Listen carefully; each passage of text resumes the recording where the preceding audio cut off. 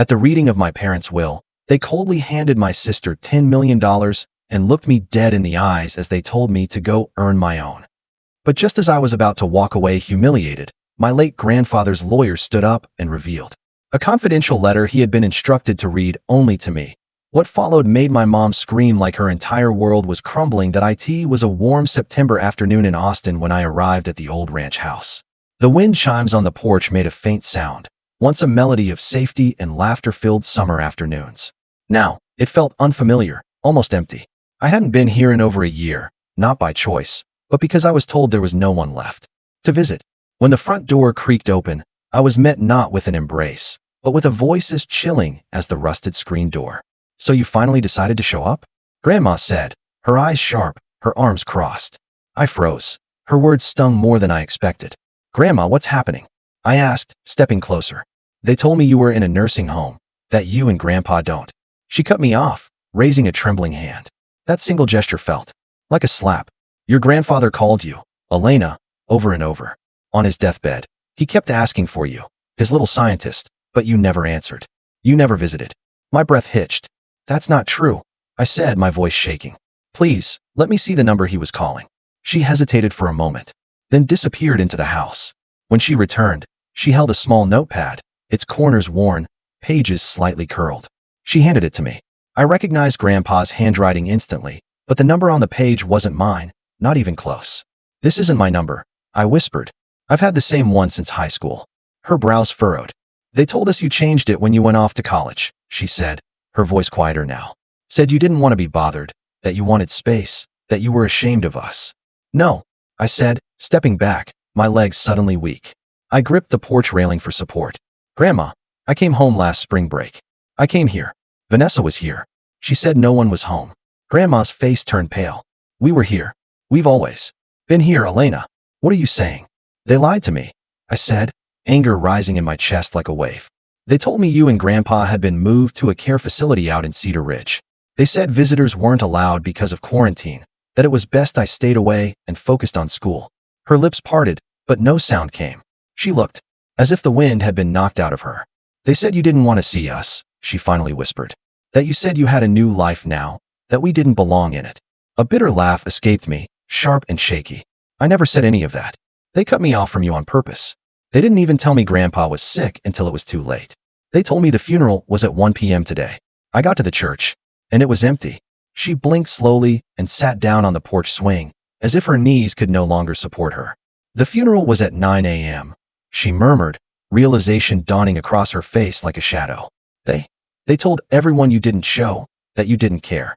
I swallowed the lump in my throat. I would never miss his funeral. Never. He was the only one who believed in me. The porch blurred as my eyes filled with tears. Without thinking, I dropped to my knees beside her and buried my face in her lap. For a long time, we said nothing. Only the wind spoke, whispering through the trees like it too carried secrets. "He died thinking I didn't care," I sobbed. "We know the truth now," Grandma said softly, stroking my hair like she did when I was little. "We know, Elena." Grandma wiped her tears with the edge of her sleeve, then looked at me with a steadiness I hadn't seen in years. The sadness in her eyes hadn't vanished, but now it was laced with something sharper, resolve. She stood slowly, brushing imaginary dust from her skirt, then walked into the house. I followed her, unsure of what came next. In the living room, everything was exactly as I remembered, except the air. It was heavier now. She picked up the phone from its cradle by the kitchen wall. The old rotary phone clicked as she dialed. Each number, a deliberate choice that couldn't be undone. I watched her fingers, noticing how the skin had thinned over the years, the blue veins more prominent now beneath the surface. Yet there was nothing fragile about the way she held herself. The grief had hardened into something else, determination. Her fingers trembled slightly as she dialed, but when she spoke, her voice had returned to that unshakable firmness I remembered from childhood. "Betty." "Yes, it's me," she said flatly. "I need you, Jacob, and Vanessa to come over right away." I heard a muffled voice on the other end. Grandma cut him off before he could finish. "No, it can't wait. I'll be expecting you within the hour." She hung up without saying goodbye. Then she turned to me. "The lawyer is on his way too," she said, her voice calm. But underneath it, something was burning. "Your grandfather. He left some things that need to be read aloud in front of everyone." I didn't say a word. I only nodded. I wasn't ready for what was coming, but I had nothing left to lose. An hour later, The doorbell rang. "Stay in the kitchen until I call you," Grandma said, placing a gentle hand on my shoulder. I sat at the small kitchen table, the one where Grandpa used to drink his morning coffee while reading science articles I clipped out for him. Through the wall, I could hear their voices, Mom's overly cheerful tone, Dad's calculated politeness, Vanessa's trademark bored sigh. Then silence, and finally Grandma's voice, clear and cutting. "Please, everyone take a seat. Mr. Cullen Reeves is here to read David's will." That was my cue. I stepped into the living room. All three heads snapped in my direction. My mother's fake smile faltered. My father's face went ghostly pale. Vanessa's lips parted, but no sound came. I could see the calculations spinning in their minds. Why was I here? Why had Grandma invited them under false pretenses? The living room felt smaller than I remembered. The faded floral sofa where my grandmother now sat, the armchair where my father perched uncomfortably, the antique coffee table with water rings from decades of iced tea glasses. It all seemed to shrink in the presence of what was about to unfold. The air was thick with unspoken accusations, with secrets about to surface. Mr. Reeves opened his briefcase slowly and pulled out a thick envelope, the kind that didn't just contain legal instructions, but secrets too. He cleared his throat. "I, Walter Dawson, being of sound mind and clear intention, declare this to be my last will and testament." The room went utterly still.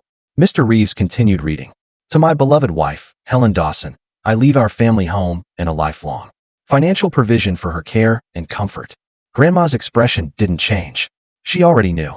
"To my granddaughter, Elena Dawson, I leave the newly constructed research facility at 482 Pine Ridge Lane, including all laboratory equipment, intellectual property rights to any ongoing projects under my sponsorship, and the funds required for continued development and staffing." The room cracked. It was subtle at first, a sharp inhale from Dad, the twitch of Mom's eye. But it was Vanessa who broke the silence. "You've got to be kidding me," her voice shook with fury. "You gave her the lab? The whole damn facility?" Mr. Reeves didn't flinch. "And finally, the remainder of my estate, accounts, assets, and investments shall be divided equally between my two granddaughters, Elena and Vanessa Dawson." The silence that followed was loud. Vanessa stood up, so fast her chair screeched against the wooden floor. Her face was red, her lips curled in disbelief. "This is insane." No, I was supposed to get everything. That's what you said." She turned on her parents, voice cracking. "You promised. You told me if I visited him, acted like the good granddaughter, played along, everything would be mine." I stared at her, frozen. They'd made her act, lie, manipulate a dying man for money, and she'd done it willingly. But Grandma wasn't done. "There's more," she said coldly, reaching into the drawer beside her and pulling out a folded letter. Her hand shook as she passed it to Mr. Reeves. Walter wanted this read too. Mr. Reeves unfolded the letter slowly, careful not to tear the brittle edges. The paper had yellowed slightly, but Grandpa's handwriting remained bold and firm, as if he had written every word with unwavering clarity. He cleared his throat before reading aloud. "To my dearest Elena, if this letter is being read, it means I'm no longer by your side, and though that thought breaks my heart, I hope these words carry some of the love I couldn't show you enough. In life, you were always different, not in a way that needed fixing, but in a way that made the world richer. While others chased noise, you searched for truth. While they performed, you observed. You were my little scientist, my pride, my legacy." A sharp breath caught in my throat. I could already feel my mother's stare burning into me, but I didn't look away. "I watched you grow up with questions in your eyes no one around you seemed interested in answering. I saw the way you clutched your little notebook at 7 years old, recording how long it took rain to fill a glass jar. I saw how your joy dimmed every time your mother brushed you off, every time your father changed the subject. And I watched helplessly as your brilliance made them uncomfortable, because they could not understand it, and worse, because they never tried." Vanessa shifted in her seat. Mom crossed her arms. Dad looked away. Vanessa was always louder, easier to praise, more comfortable for them to parent. And so they poured everything into her: attention, affection, money. I don't blame her entirely for the way things unfolded. She played the part they wrote for her. But you, Elena, you built your own script. That took courage I admired more than you ever knew. A tear slipped down my cheek. Grandma reached for my hand, gently squeezing it. "I remember once, after you won your first regional science competition, your parents didn't even come. They were at Vanessa's dress rehearsal. You came to the porch afterward, holding the trophy in both hands, unsure of whether to be proud or ashamed. You asked if we could put it in the box under your bed instead of on the shelf. You said, maybe if I don't show it, they'll stop looking at me like I'm someone else's kid." My heart broke that day. I felt the room shrink around me. My mother remained stiff. My father had gone pale. Vanessa was silent, biting her bottom lip. You deserved more than what they gave. Not just things, but recognition, warmth, space to be exactly who you are. And while I can't rewrite the past, I can make sure your future is built on your own terms. That's why I built the lab for you. That's why I changed the will. You're not a mistake. You are a miracle they never deserved. Mr. Reeves folded the letter slowly. The silence that followed was deafening. I remembered the trophies, the box under my bed, the way I used to sit for hours rearranging them like puzzle pieces I didn't know how to display. I remembered hiding certificates in drawers. I remembered Vanessa saying, "Nobody likes a know-it-all," every time I opened my mouth in front of her friends. And I remembered doing her homework for her. "You're just better at this stuff," she used to say, dropping her books in front of me without even asking. "Vanessa, that's cheating," I had told her once. "Elena, help your sister," Mom had snapped from the hallway. Family helps family. But it was never help, it was control. There was a pattern. Vanessa demanded, my parents enabled, and I complied. Because I thought maybe if I was useful, I'd be loved. Sometimes I'd hear them talking when they thought I was asleep. "I just don't get where she gets it from," Mom would whisper. "She's not like us," Dad would say, almost amused. "Maybe we brought home the wrong baby." They'd laugh. I never did. I stared down at my hands, now older, steadier, stronger than the ones that used to grip a magnifying glass in the backyard, trying to catch sunlight in a jar. Grandpa had seen me. He'd always seen me. And now he'd made sure the rest of the world had to as well. I was always the quiet one, the one who stayed behind while the rest of the family moved like a polished unit. Vanessa, always in the spotlight. My parents orbiting her like planets to a sun. I didn't need their attention, I told myself, not really. But even lies grow heavy when you carry them long enough. While Vanessa danced on stage in glittering costumes, I sat in the back row of the auditorium, holding my breath every time Mom stood to applaud. She never clapped like that for me. I don't even think she knew when my science fair was. I remember one birthday, I must have been 10. Grandma and Grandpa had driven down from the ranch, and Grandpa gave me a microscope kit wrapped in newspaper, with a bow made from twine. I was ecstatic. Vanessa rolled her eyes. "Of course she'd want a box of germs," she muttered. Mom laughed. "Well, that's our Elena, always the little oddball." That night, I set up the microscope on the kitchen counter, too excited to wait. I prepared slides of pond water, bits of onion skin, flower petals, anything I could get my hands on.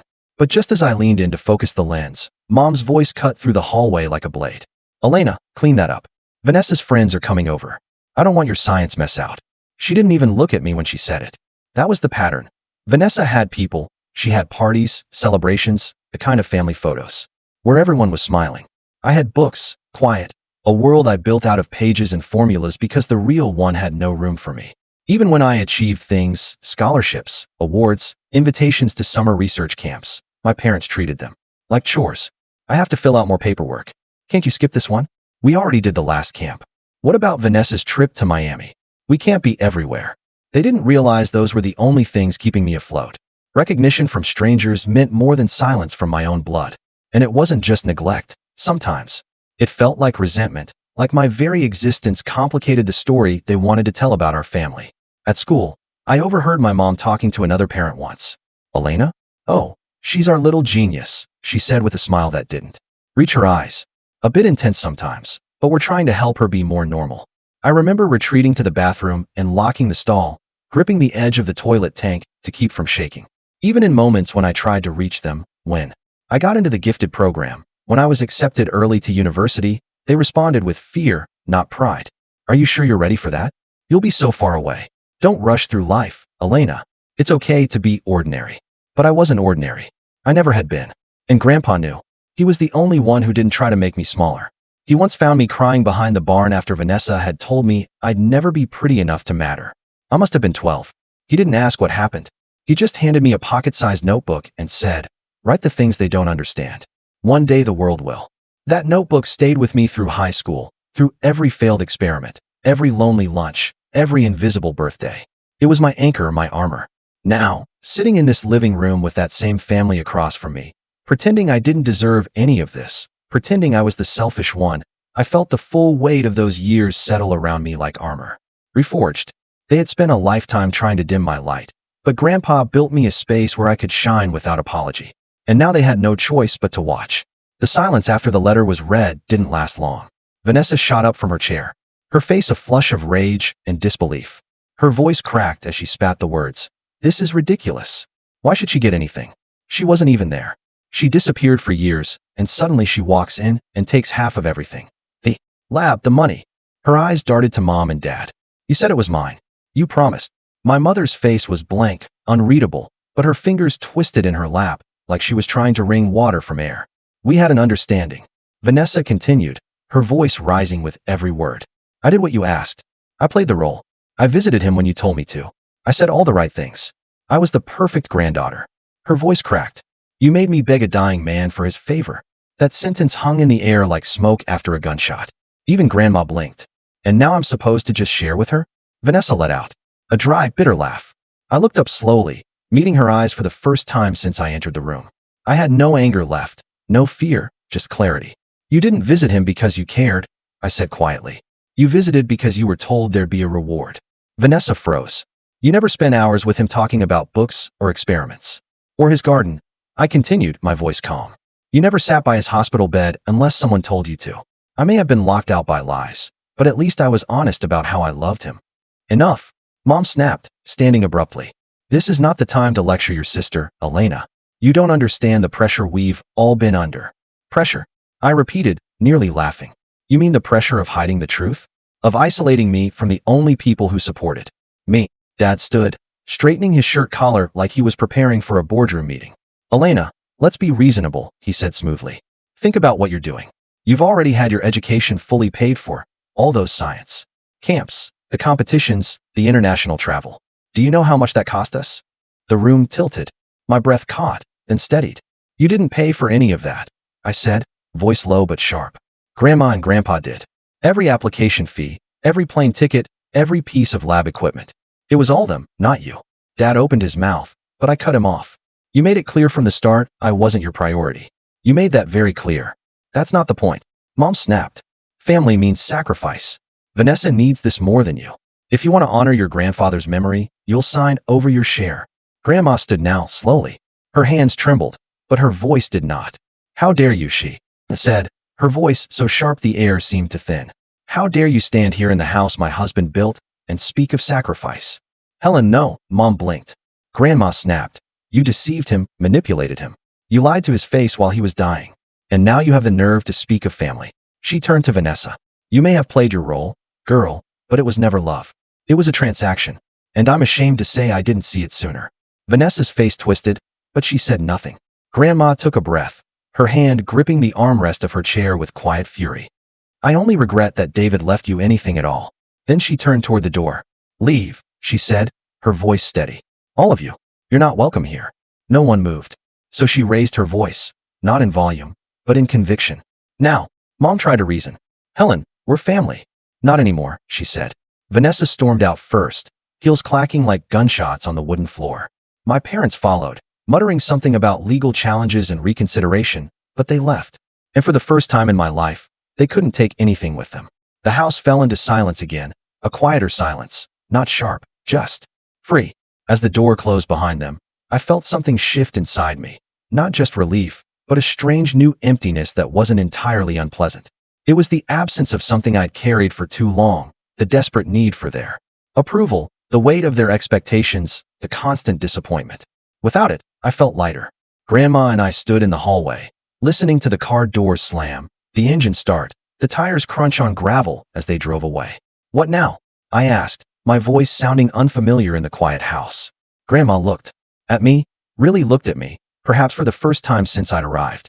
Now we rebuild, she said simply, just like Walter would have wanted. That night, I slept in my old room at the ranch. The ceiling still had those glow-in-the-dark stars Grandpa had helped me stick up there when I was 9. I'd mapped out actual constellations, insisting they be accurate.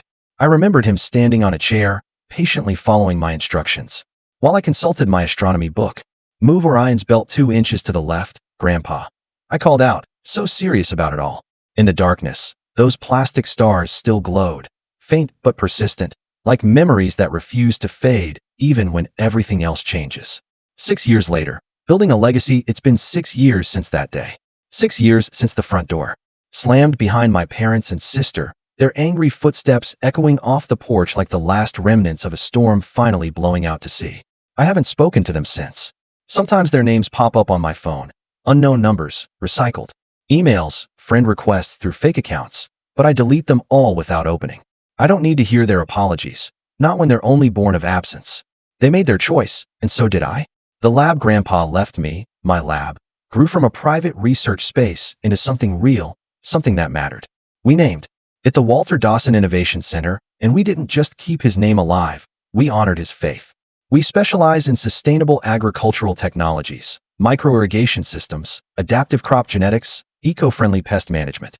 Things that once lived in the margins of science fairs now make their way into struggling farms across the state. Last month, I stood on a stage in San Francisco, accepting a national grant for innovation and climate resilience. I wore a navy blue suit and my mother's silence like armor. The crowd clapped. The spotlight didn't blind me. I looked into it and didn't flinch. And beside the stage, framed under the foundation's logo, was a photo of Walter Dawson, smiling in front of a field of sunflowers. The caption read, "For the dreamers who invest in those the world overlooks." Somewhere, I think you saw it. The path wasn't always easy.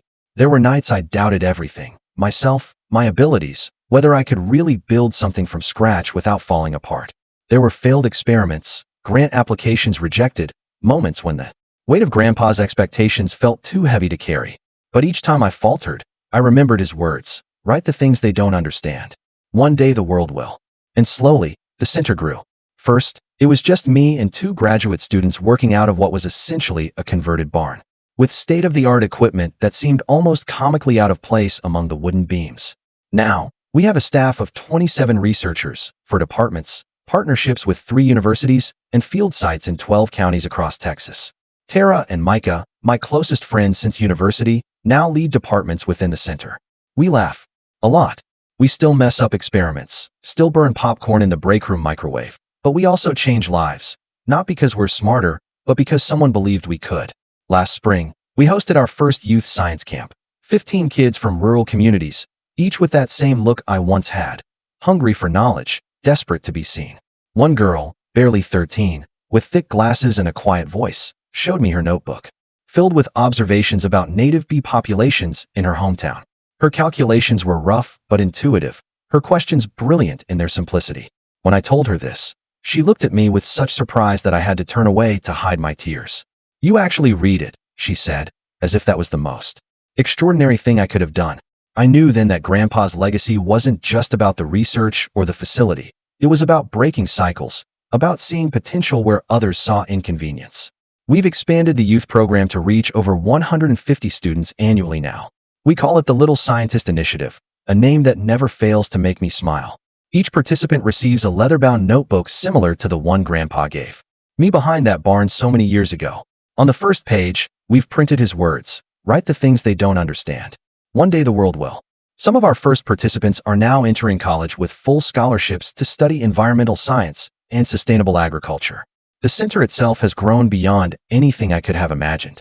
What started as a modest research facility has expanded to include 5 modern laboratory buildings, 3 greenhouse complexes, and over 60 acres of experimental growing fields. We've partnered with international research organizations from Brazil to Kenya, sharing our innovations with farmers facing the harshest effects of climate change.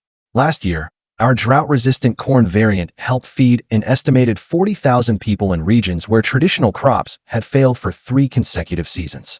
The irony isn't lost on me that the very qualities my family tried to suppress, my methodical thinking, my obsession with details, my preference for quiet observation over performative confidence, are precisely what made this work possible.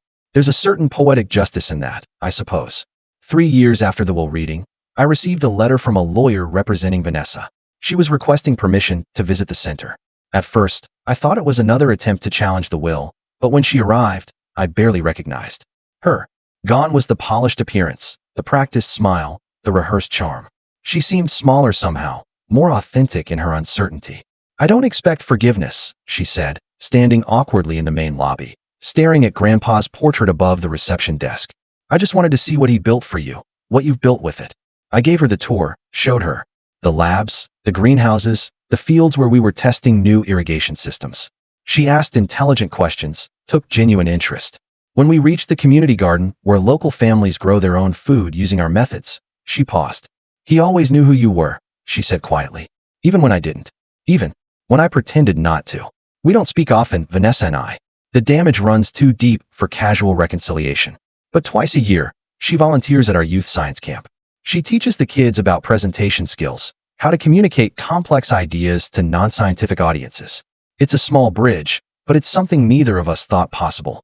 My parents have made no such overtures. Last I heard, they had moved to Florida after Dad's early retirement from the investment firm. Sometimes I see Mom's name attached to charity galas and social media posts or local newspaper coverage. Dad occasionally appears in business journals, offering commentary on market trends. They exist in a world parallel to mine, neither of us crossing the boundary. Grandma lived at the ranch until last year, when her arthritis made the stairs too difficult. Now she has an apartment connected to my house in town, close enough that I can check on her daily, but separate enough that she maintains her independence. We have coffee together most mornings. She tells me stories about Grandpa I never knew. How they met at a county fair when she knocked over his prize-winning tomato display. How he proposed with a ring tied to a sapling he planted in her parents' yard. How he spent 30 years tending that tree until it bore fruit. Sometimes I wonder if Vanessa ever thinks about that day, whether Mom still hosts dinner parties and says, "I have 2 daughters," with a practiced smile. I wonder if Dad still calls himself a man of principle. But most days, I don't wonder at all. What occupies my thoughts instead are the projects that line our research calendar for the coming years. The drought-resistant wheat variant that's showing promising results in our test fields. The solar-powered irrigation system we've been perfecting for small-scale farmers. The soil remediation technique that could transform depleted farmland within a single growing season.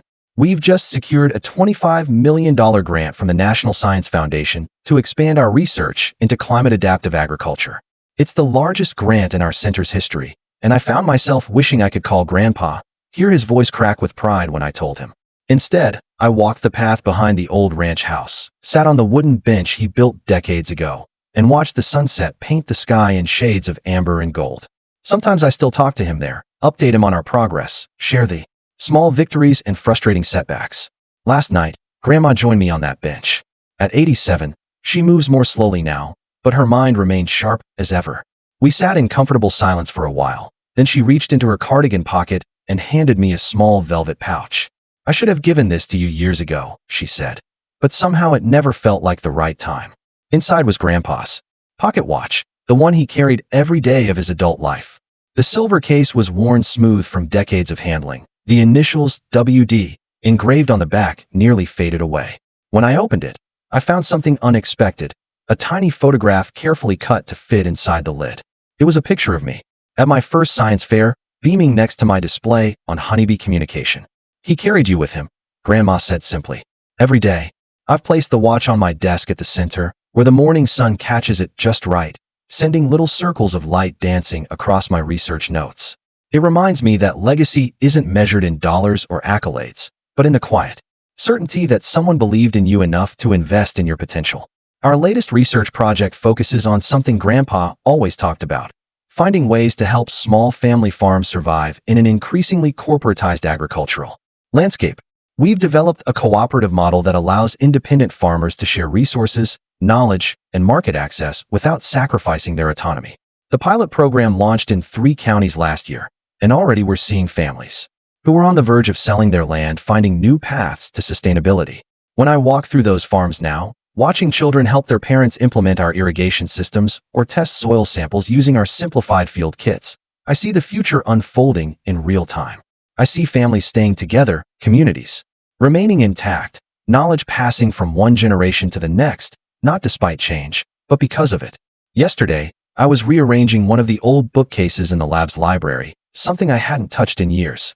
Tucked inside a battered copy of The Nature of Things, I found a photograph.